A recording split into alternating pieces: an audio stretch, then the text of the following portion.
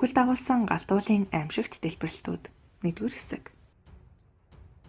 Хүн төрлөختний түүхийн бүхэл цаг хугацаанд галтуулын дэлбэрэлт байнга болж байсан. Эрт дээр үед хүмүүс сүрлэг их галтуулсын уур хилэнг, бурхныг гисгэл гэж үздэг байв. Галтуул дэлбэрэх нь ердөө тектоникийн хавтангуудын хөдөлгөөний нөлөөгөөр дэлхийн цөмдөх халуун магам ориглон гарч ирэх үзэгдэл болохыг орчин үеийн шинжлэх ухаан тогтоосон юм. Тектоникийн хавтангууд гулган мөргөлдөн дээр дороо орох гэх мэтээр байнгын хөдөлгөөнд орж байдаг. Энэхүү хөдөлгөөний үр дүнд гүн далайн сувг бий болж галтуул дэлбэрч газар хөдлөлт болдог. Галтуулан доторх халуун шингэн чулууг магам, урсан гарч ирэх шингэнийг лав гин. Лав нь 1250 градус хүртэл халж замдаа таарсан бүхнээ устгах чадвартай байдаг. Галтуулын дэлбэрэлтээр халуун лавнаас гадна усны уур нүүрс төрөгчийн давхар эсэл, хүхрийн давхар эсэл, хулаарт ус төрөгч, фоторт ус төрөгч зэрэг хортхий болон үнс нурам их хэмжээгээр агаар мандал руу цацагдана. Эдгээрээс хамгийн муу нөлөөтэй нь хүхрийн давхар эсэл бөгөөд уг эсэл агаарт хүхрийн хүчил улмаар маш жижиг ширхтээ сульфат тоосонцор болон хуурдаг. Уг тоосонцор нь нарны эрх дулааны энергийг буцаан ойлгох бөгөөд томоохон хэмжээний галтуулын дэлбэрэлтийн дараа 1-3 жилийн турш дэлхийн цаг уурт өөрчлөлт орж агаарын дундаж температур багасч огцом хүйтэрдэг. Дэлхий дээр жилд дунджаар 50-60 удаа галтуулын дэлбэрэлт болдог гэсэн тоо баримт бий. Сүүлийн 10,000 жилийн турш идэвхтэй байдалд оршиж байгаа далайн түвшнөөс дээш орших 1500 орчим галтуул байдгийн 539 түүхийн явцад дэлбэрч тэмдэглэгдэн үлдсэн байдаг. Эдгээр галтуулсын ихэнх нь номхон далайн эрэг орчмоор орших ба нийтдээ 40,000 км сунаж тогтсон тойрог хэлбэртэй энэхүү гинжин цуваг номхон далайн галт цагирах хэмээн нэрлэдэг. Аз төв хойд ба өмнөд Америкийн тектоник хавтангийн эргээр сунаж тогтсон галтуул газар хөдлөлтийн үлгий болсон энэ бүс нутагт дэлхий дээрх идэвхтэй галтуулын 75% нь оршдог. Мөн дэлхийн бүх газар хөдлөлтийн 90 орчим хувь нь энэ тойрогт үүсдэг байна. Ингээд хүн төрлөختний түүхэнд тэмдэглэгдсэн хамгийн их хохирол дагуулсан аимшигтай галтуулын дэлбэрэлтийн түүхийг цувралаар хүргэе. Тамборо галтуул, Индонез. 1815 онд Индонезийн Тамборо галтуул дэлбэрсэн нь хамгийн хүчтэй дэлбэрэлт гэж дэлхийн түүхэнд тэмдэглэгдсэн байдаг. Тамборо галтуул дэлбэрэхдээ зуны 3 сарын турш нарыг харанхуйлж утаа унаар үнс тоос шороо манаран галтуулын халуун нурманд 100,000 хүн шатаж түлэгдэн сүрсэн гэдэг. Энэхүү аимшигт сүрлийн дараа дэлхийн цаг агаар 3 градусаар буурсан бөгөөд жилийн дараач бөмбөрцгийн хойд хагас цэрүүхэн зуны сарууд үргэлжилсээр байв.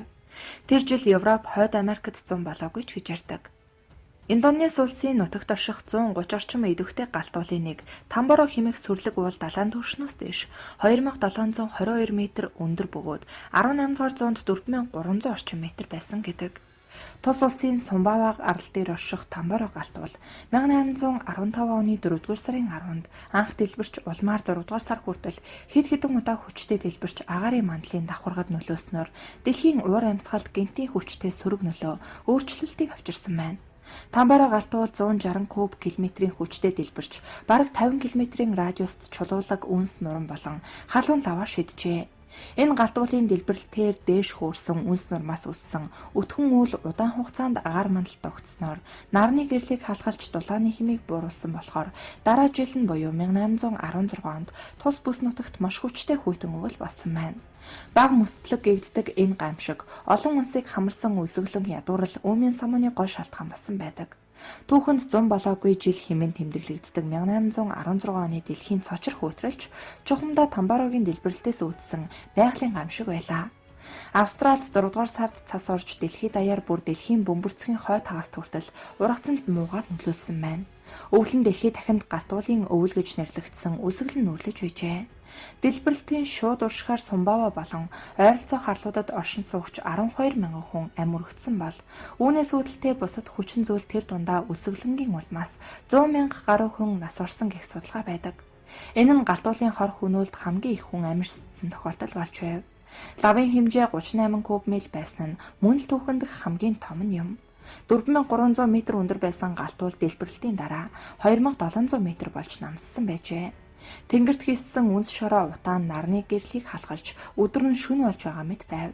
Тамборогийн дэлбэрэлтээс болж жилийн дараа л нарны цацраг хэвийн хэмжээнд нэвтрэх болж дараах хэдэн жилд нь дэлхийн ихэнх хэсэгт тэнгэрийн хаяа цусан улаан тэргэл сар нэлийгэн үзэгдэж байсан гэдэг. Кракатау галтуул, Индонез. 1813 онд Индонезийн Ява, Суматра арлуудын хооронд орших Зондын хоолой нэгэн арлын Кракатау галт ууланд болсон аймшигт дэлбэрэлтээс хойш 100 гаруй жил өнгөрчээ. Кракатауд болсон галт уулын дэлбэрэлтийн хүч нь 25 км/куб хэмжээтэй бүхэлдэн уулыг тэр чигт нь агаарт цацаж орхисон билээ. Кракатау галт уул дэлбэрэхдээ 200 мегаваттын энерги ялгаруулсан нь 13 мянган ширхэг цөмийн бөмбөгтэй тэнцэхээр байжээ. Энэхүү аимшигт сүрлийн түүхийг Ява болон Суматрын арлуудын оршин суугчид хизээч мартдаггүй. Одоо ч ярьсаар байдаг. Ява болон Суматрын арлуудын дунд орших Кракатау хэмээх жижигхэн галт уулын арал дээр 1883 оны 5 дугаар сарын 20-нд галт уул дэлбэрч эхэлсэн байна. Өмнө нь 200-аад жил намгүн байсан болохоор түүнийг унтарсан галт уул гэж үздэг байжээ. Гэтэл түүний амсраас гэнэтхэн л хар утаа уур галт уулын үнс савсаж эхлээд 11 км-ийн өндөрт дэгджээ. Галтуулаас нэлээд хол зайтай орших Батави буюу одоогийн Индонезийн нийслэл Жакарта хот хүртэлх нутгуудад газар доорх чичиргээ доргилт мэдрэгдэж байсан бол Зондын хоолойн иргэдэх суурингийн иргэд маш хүчтэй дэлбэрэлт болохыг сонссон гэдэг. Түүнээс хойш 20 гаруй хоног чимээгүй байснаа 7 дугаар сарын дунд үеэс эхлэн галтуул дахин хүчтэйгээр идэвхжиж эхэлжээ. 8 дугаар сард Кракатау галт уулын тогоо 1 биш 3 болон өргөжөж үнс нурам галт уулын хий цацаж эхэлсэн бөгөөд арлын талбайн хэмжээ 13 км/квадратаар нэмэгджээ. Уралгүй 8 дугаар сарын 26-ны өдөр галт уулын орчимд аимшигтай хөнгөн нь дугарч эхлээд шөнө болоход Ява арал дээрх хүмүүсийг унтаж чадахгүй болтол нь чангаар дугарсан байна. Кракатау галт уулын дээгүрх хав хар үүлэн дунд цахилгаан цахилж Зондын хоолоогоор хөвж явсан усан онгоцнуудын тавцанд нэр ихээхэн зузаан үнсэн давхраг тогтож шурга модон дээгүр нь галын оч манасхийн харагдаж байв. Агаар нэлдээ цахилгаан цэнгээр тэгтлээ их цэнэглэгдсэн байжээ. Гэтэл 8 дугаар сарын 27-ны өдөр гинтл маш хүчтэй дэлбэрэлт болжээ. Дэлбэрэлтээр галт уулын хий эс том хэсгүүд 30 км өндөрт цацагдсан бол үнс тоос маш ихээр дэгдэн хөөрч халуун хийм баг нь 80 км өндөрт босч түүнийг дагалдах дуун хэдэн мянган километрийн цаанаас сонсогдож байв. 3500 км-ийн арсад орших Австрали болон Шри-Ланкийн арлуудад дэлбэрэлтийн чимээ дуулдаж байсан гэдэг. Зарим мэдээгээр 5000 км-ийн алсад орших Родригес аралд ч сонсогджээ. Ява арал дээрх галт уулнаас 150 км хүртэл зайтай газарт дэлбэрэлтийн долгион хүчтэй мэдрэгдэж ихээхэн хохирол учруулсан байна.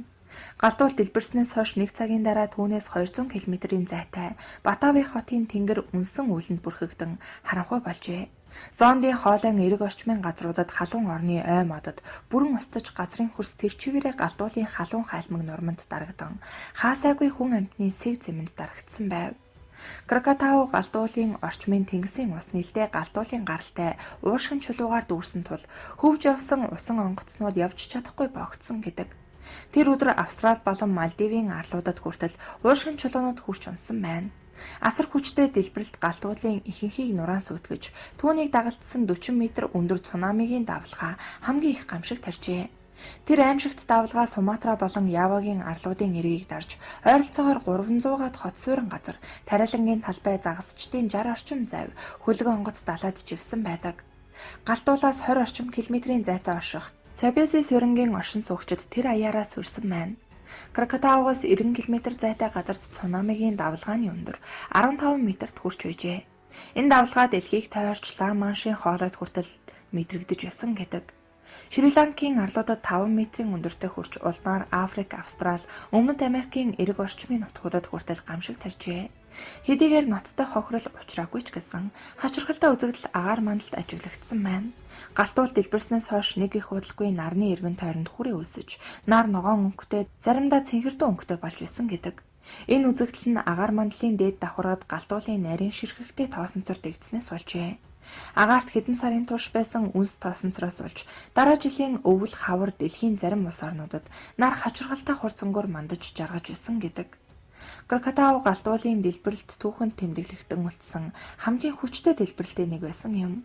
Орчин үеийн цөмийн физикч эрдэмтдийн дүгнэлтээр дэлбэрэлтийн хүч нь ус төрөгчийн дөрвөн бөмбөг дэлбэлсэнтэй тэнцвэр байжээ. Дэлбэрэлтийн шууд уршихаар Индонезийн 295 суурин мөхөж 37 мянган хүн амнасаа алдаж 100 гаруй мянган хүн орох оронгүй болжээ. Харин цунамийн өсөглөн зэрэг дам нөлөө дараах гамшигт нь өртсөн хүний тоог нэмбэл энэ тоо 120 мянгад хүрдэг. Дэлбэрэлтээс олж эзгүүрэн хоосорсон нутагт ой модод дахин ногоор нь цэцэглэж, дөрвөн дайжсан амьтад жигүүртэн эргэж ирцгээсэн байна. Харин хүмүүс л галтуулын ойролцоо амьдран суухаас болгоомжсоор байв. Эдүгээс ондын хоолойн өмнөд хэсгээс түрэн орсон хойг дээр олон төрлийн амтан ургамал бүхий үндэсний цэцэрлэгт хүрээлэн байгуулагдсан байдаг. Дэлбэрэлтийн дараа галтуулын байранд бий болсон арлууд үндэсний дархан газрын бүрэлдэхүүнд оржээ. Харин Кракатау галтуул дэлбэрснээсээ хойш оргүй алга болж, галтуулын 3 тогооны нэг нь л усны мандал дээгүүр цухан харагддаг. Галтуул байсан бусад газруудад 7 км голчтой 300 орчим метрийн гүнтэй хонхрууд үссэн байна. Гэсэн хэдий ч устсан галтуул одоо ч идэвхтэй хэвээрээ байгаа юм. 1927 онд усан доор дэлбэрснээс хойш 1952 онд шинээр мэндэлсэн галтуулын шовгор орой усан доороос 13 м цохижээ. Улмаар жилд 7 м өндөрсөөр эдүгээ өндөр нь 288 м-т хүрч уртаараа 1 км болсон боловч улам томорсоор утаас унагалсаар байна. Шинээр бий болсон галтууланд Анак Кракатау буюу Кракатаугийн хүү хэмээх нэр өгсөн байдаг. Анак Кракатау галтуул хамгийн сүүлд 2018-2020 онуудад дэлбэрсний улмаас цунами үүсч Суматра болон Ява арлуудын эрг орчмын хотууд цунамид өртөн олон зуун хүн амь өргөдөж хэдэн мянган хүн орон гэргүй болсон юм.